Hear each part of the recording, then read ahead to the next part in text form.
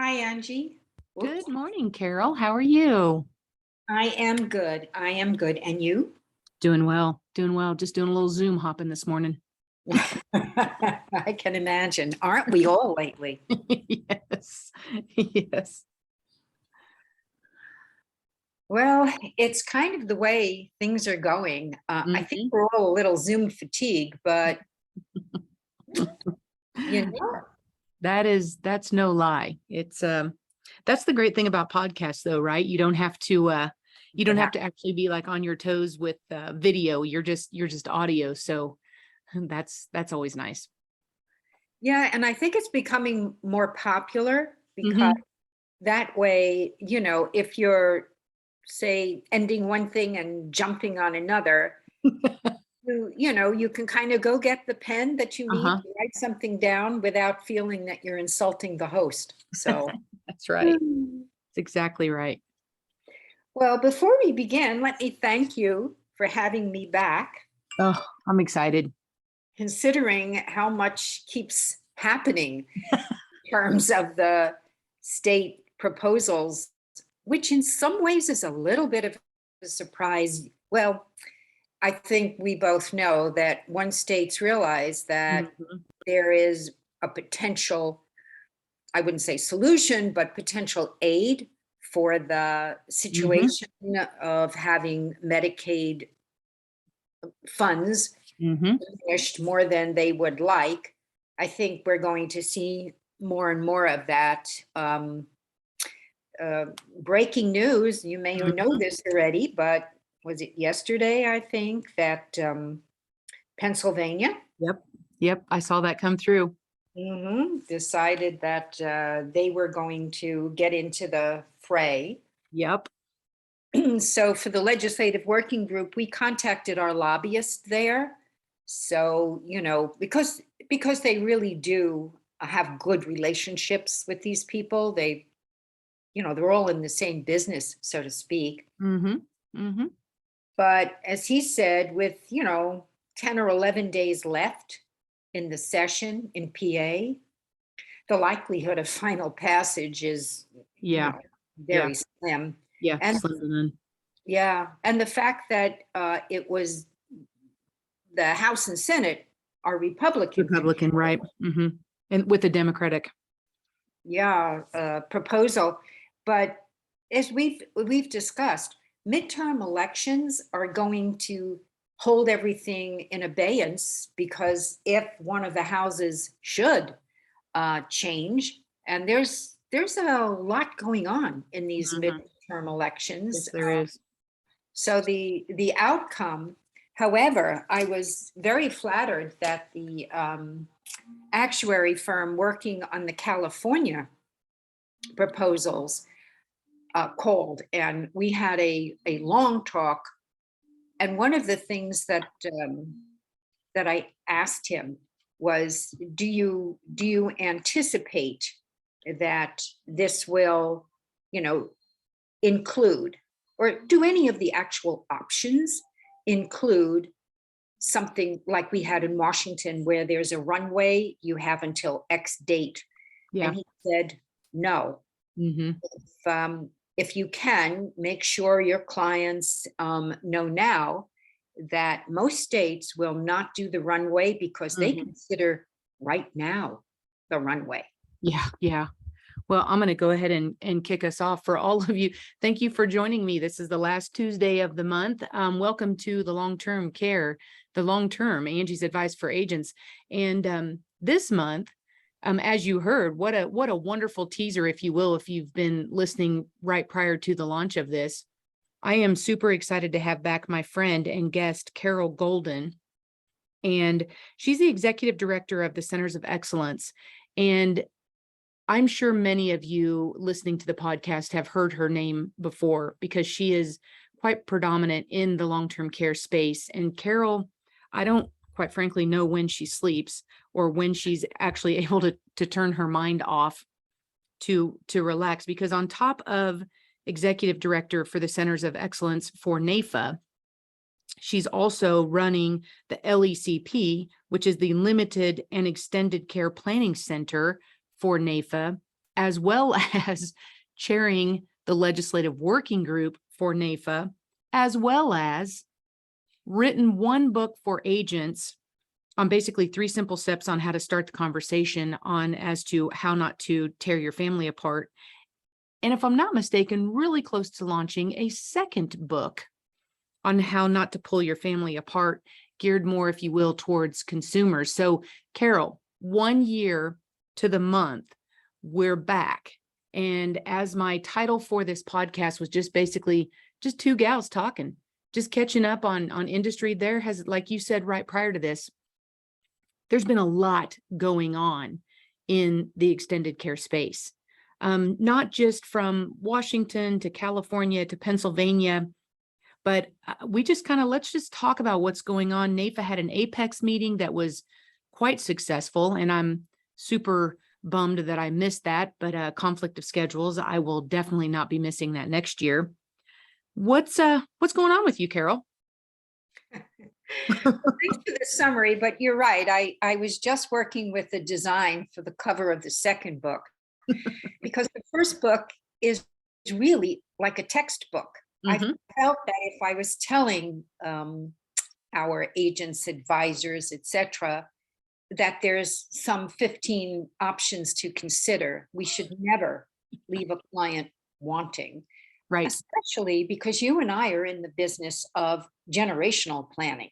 We both know it doesn't happen in a vacuum. So we absolutely need to make sure that if we're working with someone that we either bring it up. And I felt a lot of years in our industry, we say, start the conversation. Well, frankly, Angie, you and I both know that's not enough. Nope, it's not. Where to go. Yep. My first suggestion is call Angie. My second suggestion is look at all your different options, because you can use a specialist for a one-off with, say, a grandparent or a parent, but it builds the trust. You're dealing with an issue that impacts the entire family, thus the textbook. But what I heard from advisors and agents was, I need to send this to a client so that they see that we're going to deal with it, and it's not about a sale, it's about a solution, about a plan. So that led to the second one, where there are no references, links, because there's 93 of them in the first book. The textbook, you have to be able to follow up. Source it. Yeah. But the consumer needs to use us as the reference. They need to come to an agent and say, I read about this. Is this possible for the situation? And of course, in the book, the second generation, having had the experience, says, what about me? And as you say, it's interacting with people like you that have led to my saying, what else can we do to move the needle?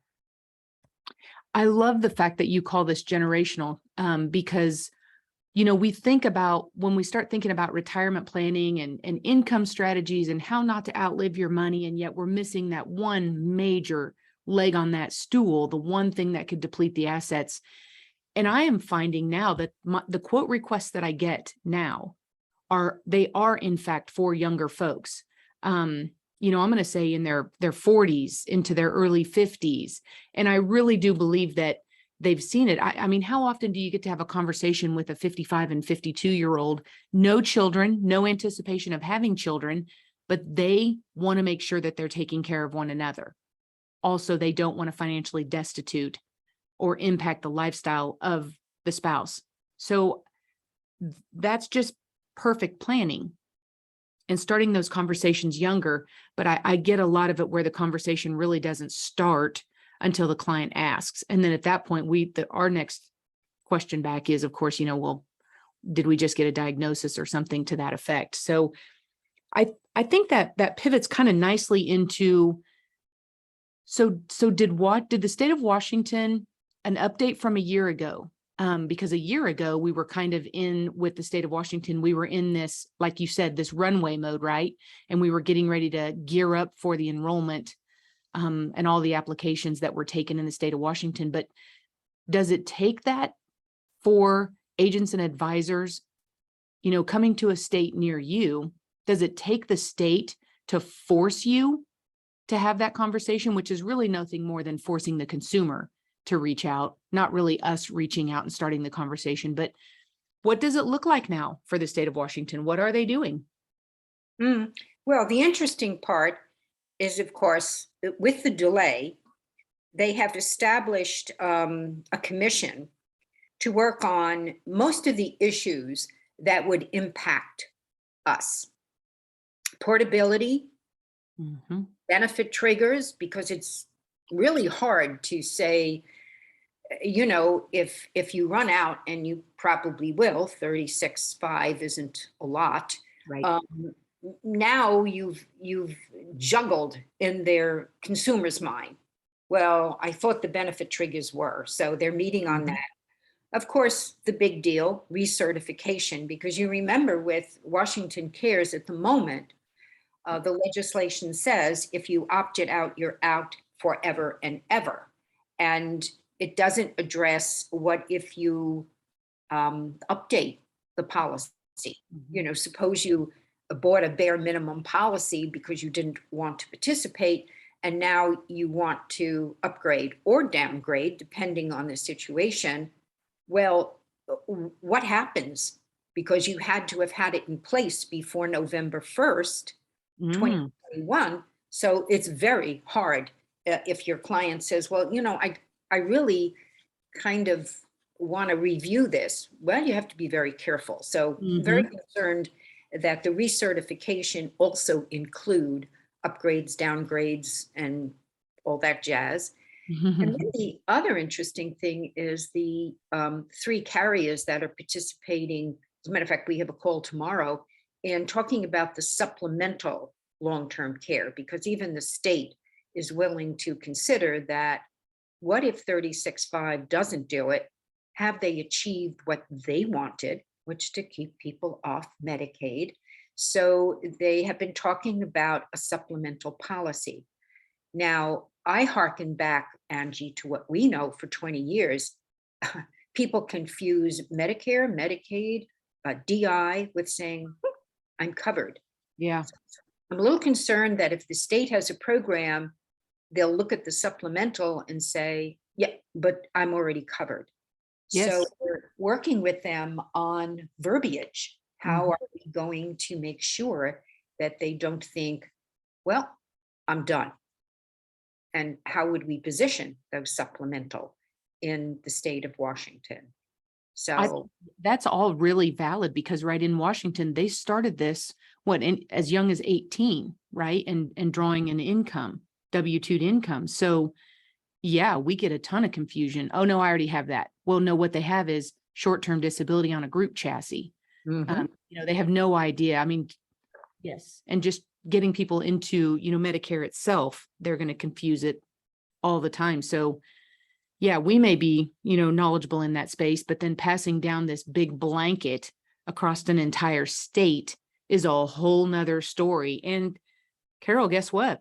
We didn't stop at Washington, even though everybody was kind of like, oh, Washington, what a road bump, what a mess. It's on hold. They did all of this. Well, guess what?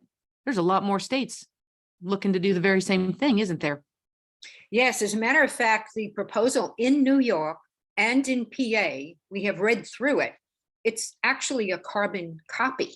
Yes. Because I think they just wanted, PA is a very active legislation, and they got it in now. You and I both know, and they knew, that with only 10 or 11 days and with some other things that are on the docket, that they wouldn't get to it. But Right. it allows them to quickly reintroduce. Hmm. So I think they they copied it. It's got all of the challenges that Washington had. But what's the point for us? They wanted to get it on the docket. They didn't worry about it being perfect. So the reason for us as distributors is, oh, well, once California has their proposals or their options sent in to the insurance commissioner, the governor, and the legislation, and they have time to work through which one, can you imagine the firestorm? Because I think that one's going to really be far more Mm-hmm. worked through. They have input from people like you, carriers, NAFA. We're working with ACLI, NAHU. So all of those, I'm more hopeful. But I think the fact that it's gone from 2 states to 10 states to 12 states, now we're some 15 or 16, even though it was defeated in Maine. Maine's, as you know, was a split between the employer and the employee. Now, they thought from polling and funding that it would pass. It didn't, but it only failed by 37.14%. So that's not that far from 51%. Yeah. But what does it tell us? That also on the docket could be employer-employee split. There's no shortage of ideas. Then you have the kapuna, which is let's take care of the caregivers. But Mm-hmm. that doesn't really help the state with Medicaid. Right. Well, they think it does because if you're a caregiver and you're working 30 hours or more, they will supplement your income. And again, if someone is taking care of you, you may very well be able to postpone a claim. For you and I, this thing is a hot potato. We're running around with all kinds of ideas. Yes, and there's not that I think everything has to be uniform and standard, because it will come down to the state and each, how the states believe. But that's interesting how you just said that caregivers thing, because my brain was going back to our family situation where I have a sister-in-law she does work more than 30 hours a week as a nurse, and yet she is a full-time caregiver as well for her mom. Just because of the natural aging process, my podcast last month.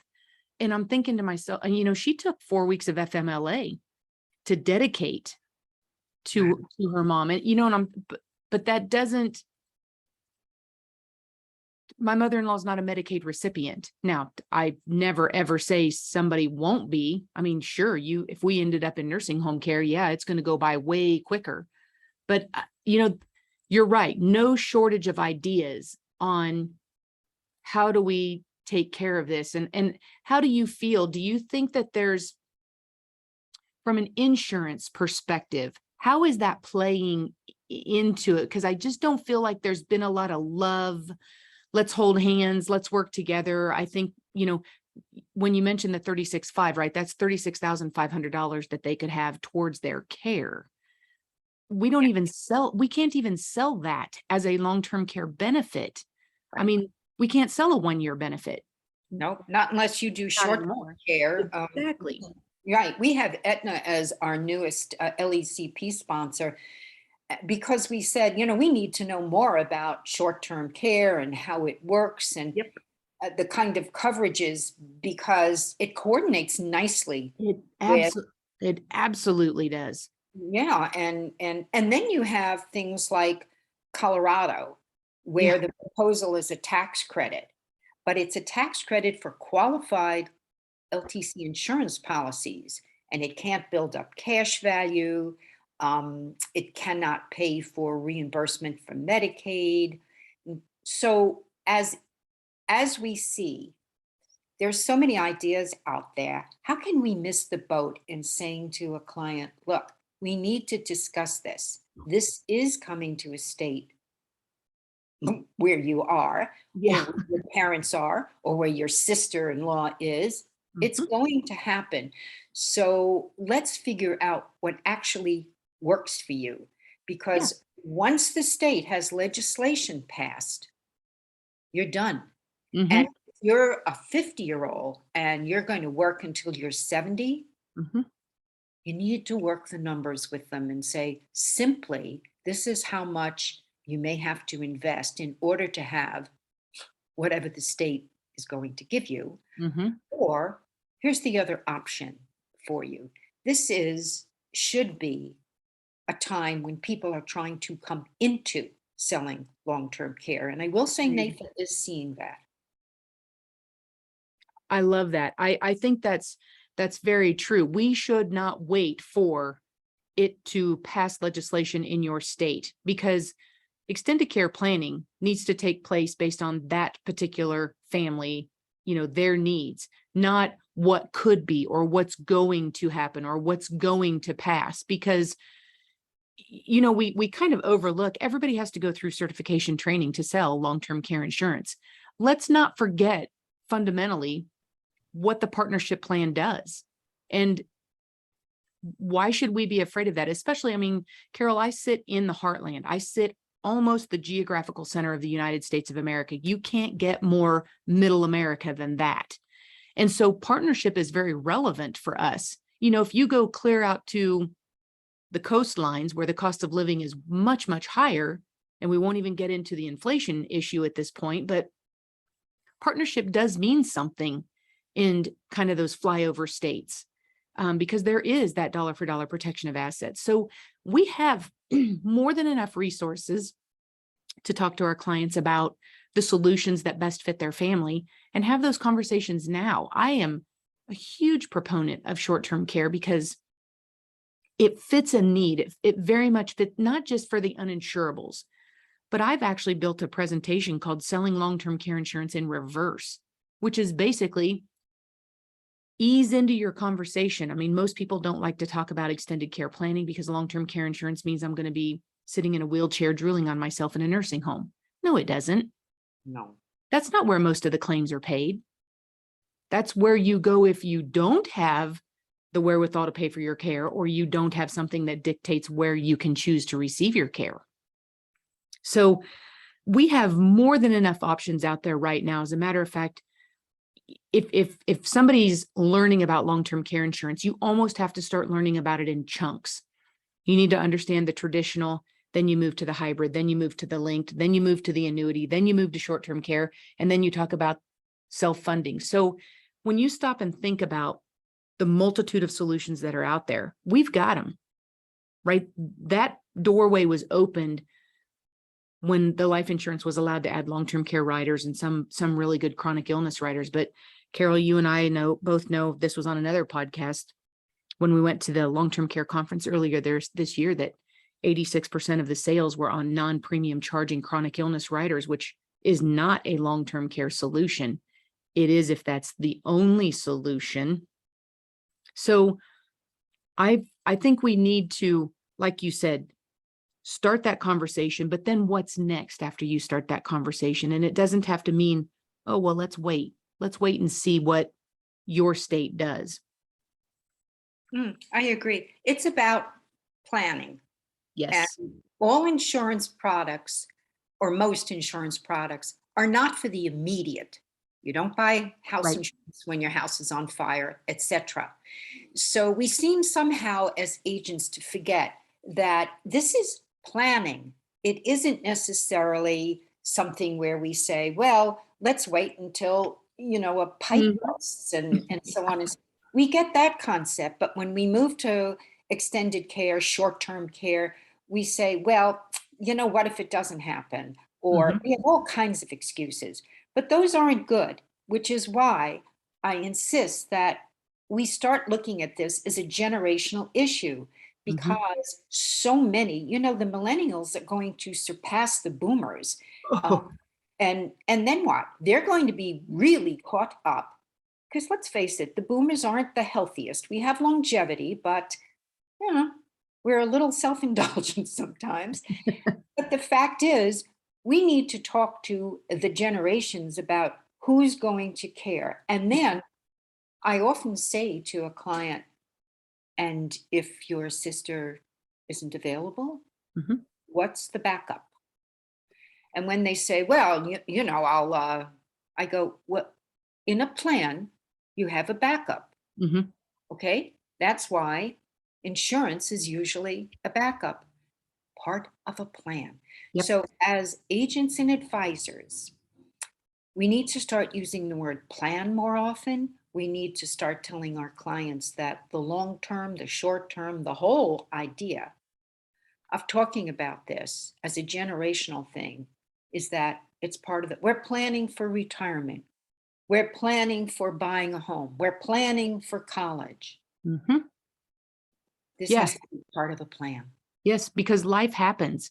Mhm. And I love that whole generational thing because I've watched, I mean, I'm kind of there, right? My mom's generation is the boomers, lots of them, right? That's why we were all like, oh, 10, you don't need a prospect. You have 10,000 people a day turning, Mm. age 65 every single day. Well, guess what?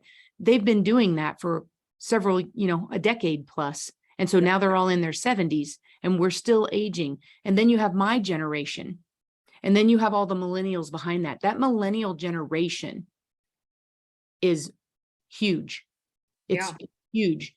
And so when I stop myself, hence why I bought long-term care insurance, was because I did not increase that millennial generation by a lot. I had one.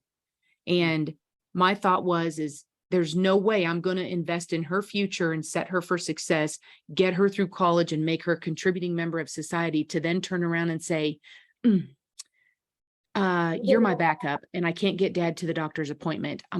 Is there any chance you can take him Tuesday at 10 and then I'll pick him up?" And that doesn't work for very long. And that No, absolutely breaks down over time. So I put my own plan in place for that specific reason. And really that's all it is. So getting away from, oh, the underwriting is terrible, or, oh my gosh, it's so expensive. And every family's needs are different. It doesn't know who fully insures anything outside of maybe your home because of the mortgage note that you've got at the bank requires it. Not, even then, I don't think people do. And here's something I will share with you. I had to move in with my daughter on July 6th because she had an extensive foot operation.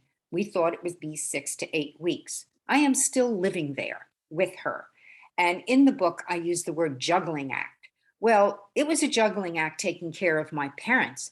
But now, as you described in the beginning, having a full-time job, doing a book, and trying to take care of her life, my life, and she has a puppy.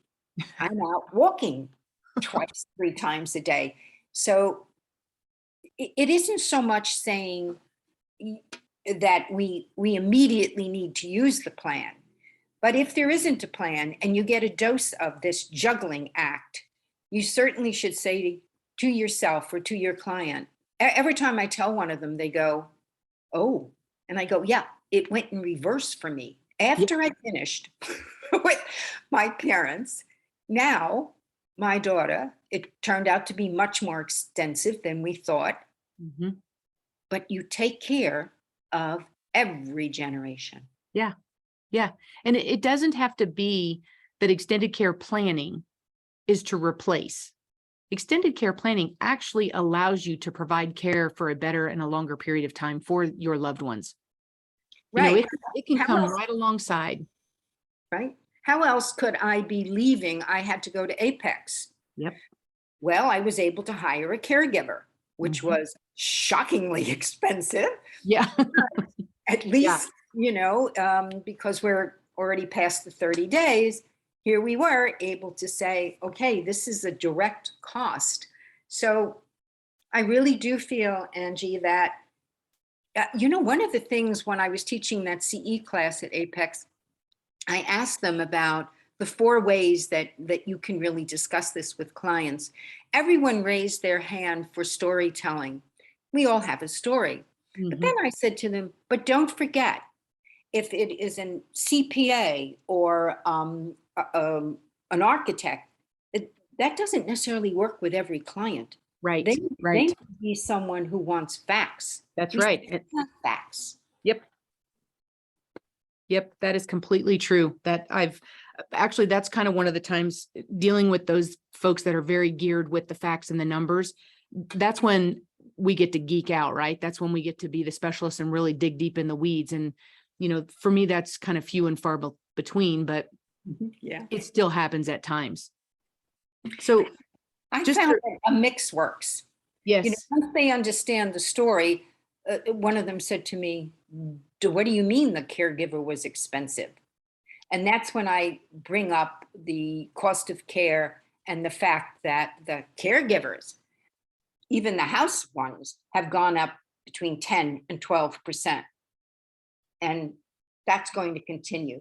That shifts the conversation a bit to, we all know about the shortages. We all know about hospital shortages. So we're talking about a related problem, not necessarily insurance, but it's the insurance that'll fund your ability to get back to being able to afford the necessary care. Yep.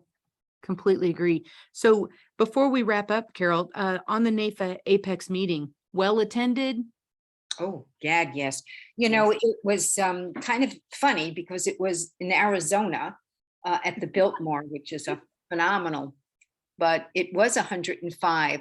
In July.